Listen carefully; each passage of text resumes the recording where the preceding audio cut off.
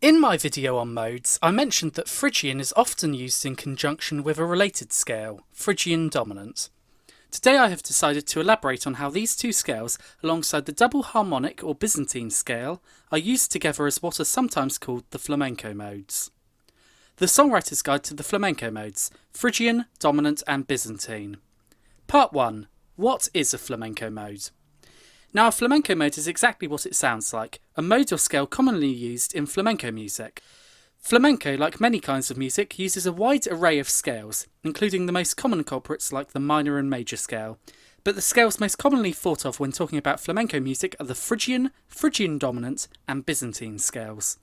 These scales are all very closely related and are often used in conjunction with each other, switching between each when needed. To understand how to do this, first we need to know what these scales are. Part 2. What are the flamenco modes? The first of these related scales I'm going to talk about is the Phrygian mode, or Phrygian Natural as I will refer to it. This is to avoid mixing it up with its dominant counterpart. As I mentioned in my video on modes, Phrygian Natural is the third mode of the major scale and has a very unique sound due to it being similar to minor but with a lowered second.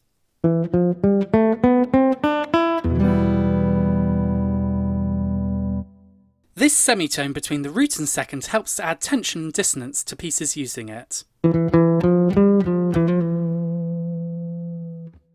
Phrygian uses the chords of the major scale, albeit starting on the third chord due to being a mode. It is the scale that the Phrygian Dominant and Byzantine scales derive from, and will often be where songs in these scales fall back to in an attempt to avoid unwanted dissonance or diminished chords. Next up is the Phrygian Dominant scale. Before I describe this scale, it is important that we first understand the difference between natural minor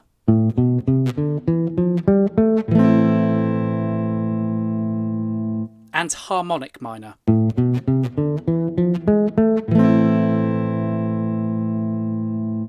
A brief history of the harmonic minor scale is that it came about due to a desire by musicians to solve a perceived issue with the natural minor scale, the lack of a leading tone for the root, meaning resolutions weren't as grand as composers wanted them to be. To remedy this, composers took the seventh note of the natural minor scale and sharpened it, making the fifth chord major and creating the harmonic minor scale. Now, what does this have to do with Phrygian Dominant? Well, if we describe E Phrygian Natural as being the fifth mode of the A natural minor scale, then E Phrygian Dominant is the fifth mode of the A harmonic minor scale.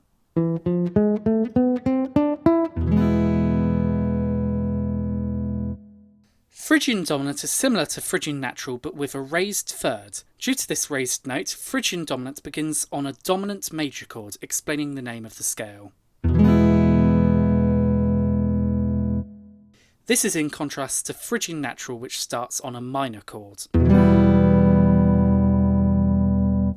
E Phrygian Dominant also has other eccentricities when compared to E Phrygian Natural, such as it containing a 1.5 tone gap between the second and third notes of the scale,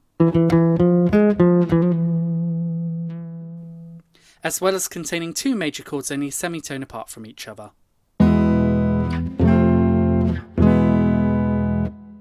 Now, the last scale I will talk about here is the Byzantine Scale, or the Double Harmonic Scale, or the Gypsy Major Scale, or the Arabic Scale.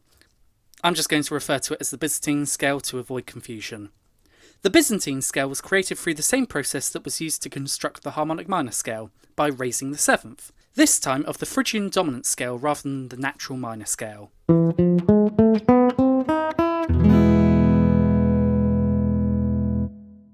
While this change is copied from the Harmonic Minor Scale, its effect in this instance is very different. For example, while the Byzantine scale ends up with a leading tone, it does not contain a dominant chord directing the listener to the root. In fact, this change results in more unusual and unstable chords. With the addition of the raised seventh and this scale already containing a flattened second, the Byzantine scale has three notes only a semitone apart from each other, alongside every note being a semitone away from another. Part 3. Ways to use the flamenco modes. Now, there are a few different ways these modes can be used in your music. The easiest to explain is to use each of them as your tonal centre, the same way you would use any other key. This is an effective method of acclimatising the listener to the sounds of the scale being used, especially when these scales are as unfamiliar to a Western audience as the Byzantine scale can be.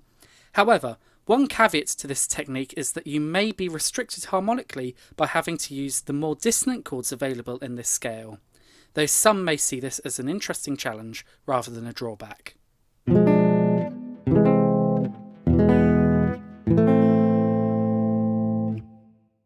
The most common way of using these scales is called Major-Phrygian, or the Flamenco mode.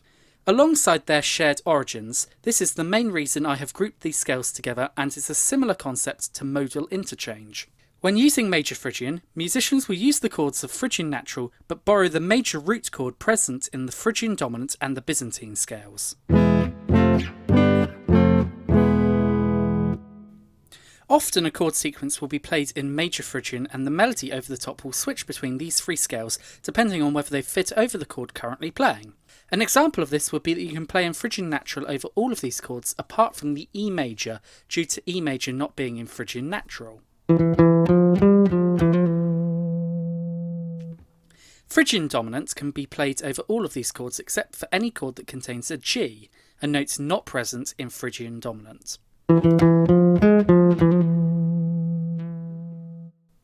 And the Byzantine scale can be played over the same chords as Phrygian Dominant, except for those containing a D for this same reason. This method of writing a piece of music gives the songwriter or performer the opportunity to use a variety of different scales and sounds while still being mostly grounded in the very stable surroundings of the Phrygian scale. A similar concept to this is the borrowing of the dominant fifth chord from the Harmonic Minor scale when playing in the natural minor to direct the music back to the tonic, utilising the best of both scales. This is something the Andalusian cadence is built around.